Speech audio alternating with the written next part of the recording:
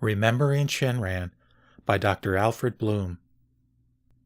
Shin Buddhists are auspiciously commemorating the 750th anniversary of the death of the founder Shinran Shonen's death in 1262, and the 120th anniversary of the Hanpa Gwanji mission of Hawaii, with activities in Japan, Hawaii, and on the mainland aimed at revitalizing the movement and engaging the modern world.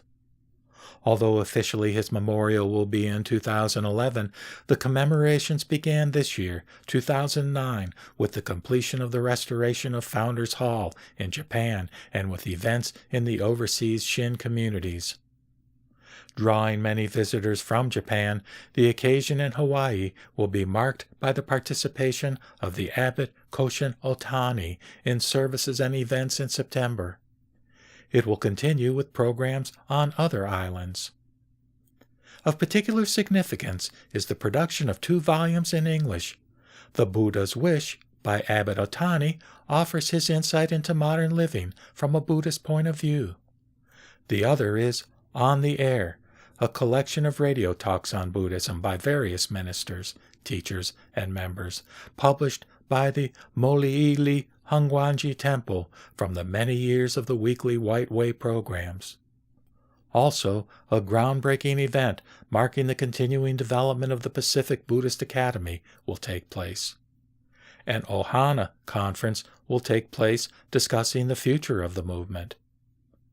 The focus of all these events is to recall the life of Shinran Shonen, 1173 to 1262, and to refocus our understanding of his teaching in line with the needs of our contemporary time. It may seem unlikely to many people that someone who lived 750 years ago could have any relevance or meaning for us today. However, Shinran, through his teaching, still lives on and provides guidance for our modern life. We may note that in the West, people emphasize a person's birth and celebrate the birth of many significant people, such as Jesus, Washington, Lincoln, members of our family, or friends. In Asia, there is more interest in the death of important people. Perhaps this comes from Buddhism, with its concern and care for the dead and memorials. Ancient masters often left spiritual messages at their death. In either case, the impact of such people on our lives extends far beyond the limits in time and distance from those lives. Shinran's life is in the context for the emergence in history of a powerful vision of Amida Buddha's all-inclusive, universal, and unconditional compassion. This compassion leveled society by attributing value and meaning to the lowliest person as well as the most powerful and capable. Shinran referred to his followers as equal companions in the Dharma. He indicated that no criteria or distinction, gender, social, religious, whatever, can be used to measure Shinjin, which means true and trusting or faith. True and trusting is bestowed by Amida Buddha through the power of his primal vow, which promises to bring all sentient beings to enlightenment without exception. It is a vision which is still waiting for people to take seriously. It pertains not only to religion, but also to society and human relations. For Shinran, even the lowest members of society are like broken pieces of pottery, which are transformed to gold by Amida's compassion and wisdom. When it came to his own death, Shinran did not claim anything special. He did not desire any exceptional status or special recognition, and charged his disciples simply to throw his ashes into the Kamo River as food for the fish. There is equality in life as well as death, as when he declared that he had no disciples, since each person has received his faith equally from Amida, not Shinran. He noted the universality of Nembutsu because we have all been mother, father, brother, or sister to each other through eons of transmigration. Restrictive family connections are not the essence of Buddhism. Amida's compassion is for everyone. Faith in Amida as fundamental reality, embracing our lives, abolished all forms of superstition and religious fears. In his daughter Kakushini's letter to Ashini, her mother, she inquires whether Shinran went to the Pure Land. It is a strange question in the face of his long years of devotion to spreading the teaching. Ashini wrote in response, "Thus you should have no doubt concerning Shinran's birth in the Pure Land, however his death may have been. With regard to this same matter, I have heard that our son Masukata was also present at this death.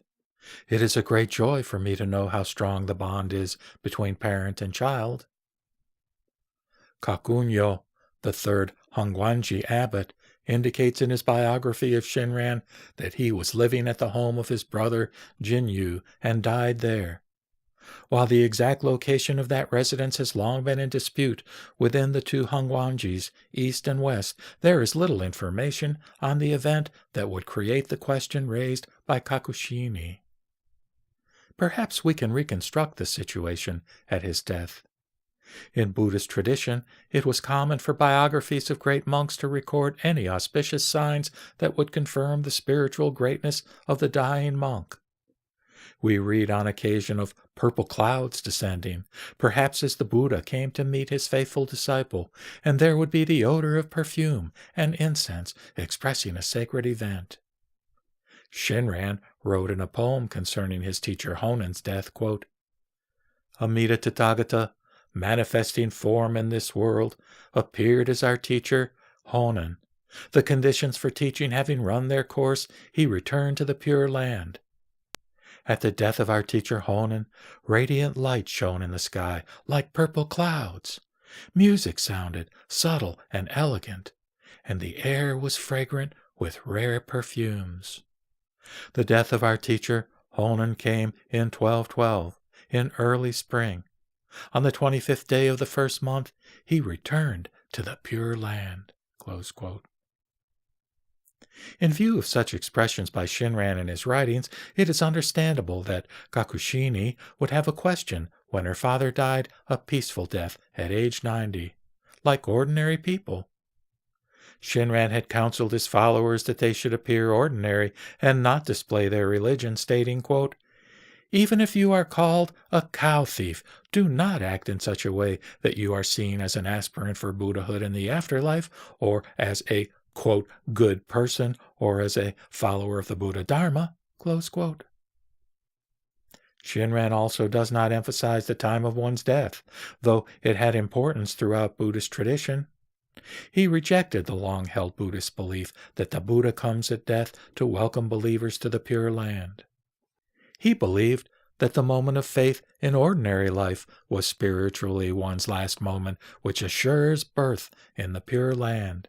It is not simply at the time of one's physical death. Shinran viewed himself as just a bambu, a foolish person, and confessing that he was a teacher motivated by desire for fame and profit. He was a person who did not know good from evil, as Amida knew good and evil. He recognized that he, along with other people, only speak lies to each other and are insincere. Like ordinary people, he did not desire to be born in the Pure Land, being attached to life, as he indicates in Tanisho Section 9 and in the Kyogayo Shinsho, his major writing. Shinran, however, saw himself as being just like others who had been grasped by Amida and assured of his birth in the Pure Land, even though he was not capable of the rigorous practices of monastic life. Shinran viewed himself in the light of Amida, where the brighter the sunlight, the sharper and deeper the shadows. Consequently, he regarded ordinariness as an aspect of religious faith. He claimed he was a foolish, stubble-headed person, not a shonen, or sage saint, as he came to be regarded by later tradition. Nevertheless, for Shinran's followers, he was a great man, and they probably expected that the wondrous signs which they had heard about other great teachers would also take place when Shinran died. This did not happen, prompting Kakushini's question. Ashini, however, knowing Shinran as he was, could declare that no matter how he died, he surely was born in the Pure Land. This would be true to Shinran's own rejection of any criteria to measure the degree of one's entrusting to the vow or Shinjin. Shinran's greatness lies in his not highlighting his own greatness. His greatness is revealed in his teaching, which opened up new spiritual possibilities and hope for all people of whatever status. His teaching liberated them from every form of religious intimidation and manipulation. He did not require people to pursue or experience impossible attainments and goals which only end up in frustration for the practitioner and more subject to the domination of a teacher from whom he looks for affirmation. In this way, Shinran's faith was a liberating faith. He combined spiritual freedom with responsibility based on interdependence and compassion, which we all receive through Amida Buddha in the course of our everyday lives. Shinran was ahead of his time, and we find it difficult to catch up with him even after 750 years. May we all join together, inspired by the commemoration of Shinran's life and death, in revitalizing his teaching in our suffering age where anxieties and disillusionments are rampant and social distinctions grow with economic disparity.